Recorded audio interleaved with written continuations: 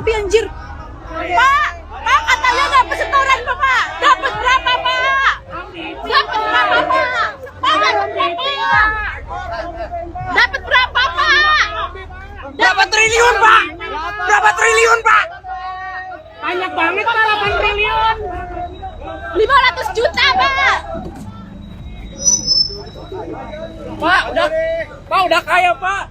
Para menteri menjadi koruptor, resource-nya yang kurang bagus ditambah dengan godaan-godaan yang begitu sangat mudah dan akhirnya mencoreng pemerintahan. Dan ini adalah salah satu kegagalan dari Presiden Jokowi di dalam memilih para pembantunya.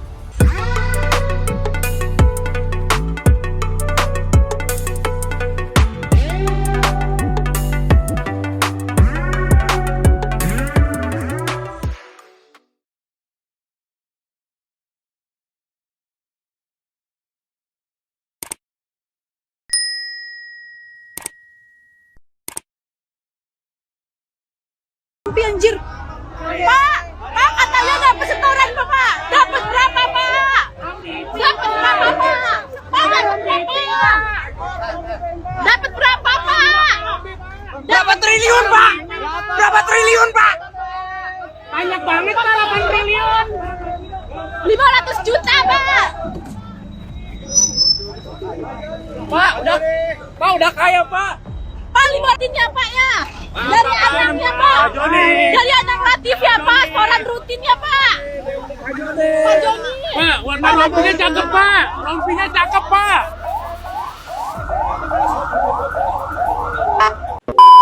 Assalamualaikum warahmatullahi wabarakatuh.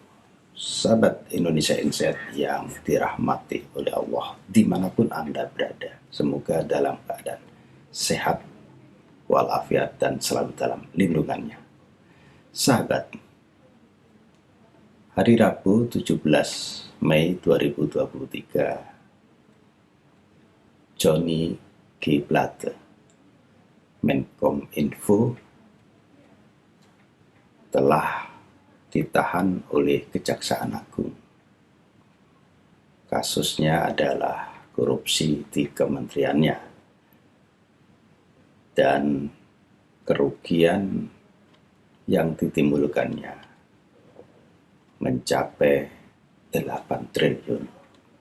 Ini bukan jumlah yang kecil buat negeri ini. Belum genap 4 tahun pemerintahan Presiden Jokowi di periode kedua ini, ternyata sudah 3 menteri yang ditangkap dan ditahan lalu diadili karena kasus korupsi. Yang pertama adalah Edi Prabowo, Menteri Kelautan dan Perikanan dari Gerindra. Itu ditangkap oleh KPK di bulan November 2020. Yang kedua adalah Juliari Batubara, Menteri Sosial, yang mengembat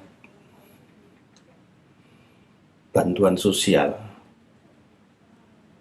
untuk COVID. Ya.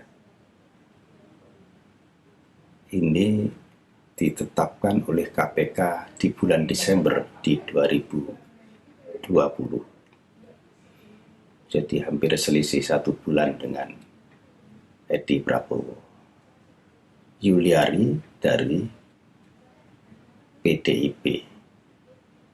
Sedangkan Johnny G. Plate itu dari Partai Nasdem. Nah, mengapa para pembantu Jokowi itu kok berani-beraninya korupsi? Penyebabnya minimal ada 3 hal. Yang pertama, mereka dari partai politik.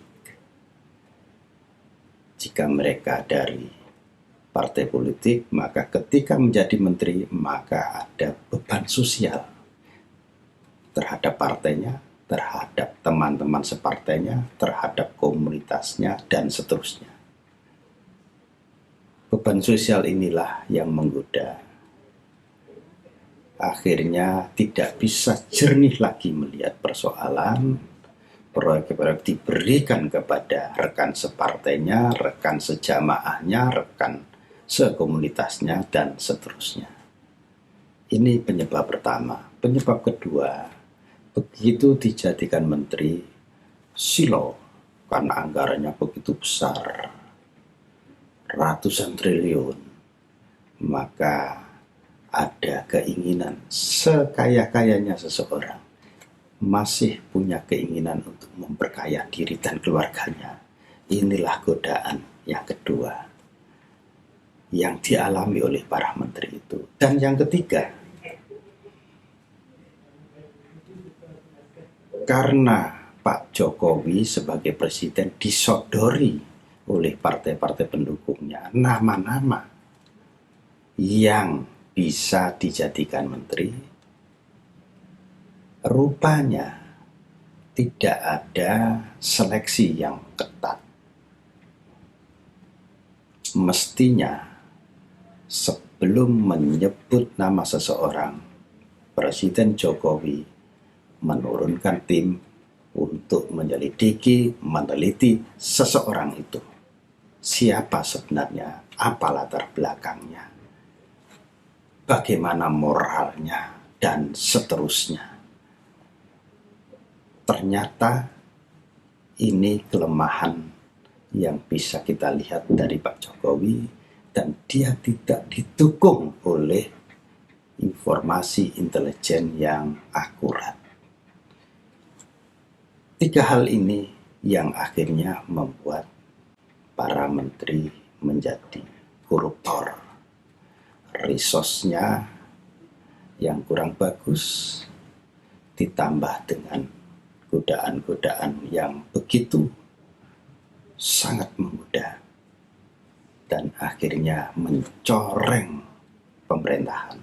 Dan ini adalah salah satu kegagalan dari Presiden Jokowi di dalam memilih para pembantunya. Bagaimana pendapat Anda? Silakan beri di komentar, di kolom komentar. Billahi taufiq wal hidayah, wa ridha wal inayah. Wassalamualaikum warahmatullahi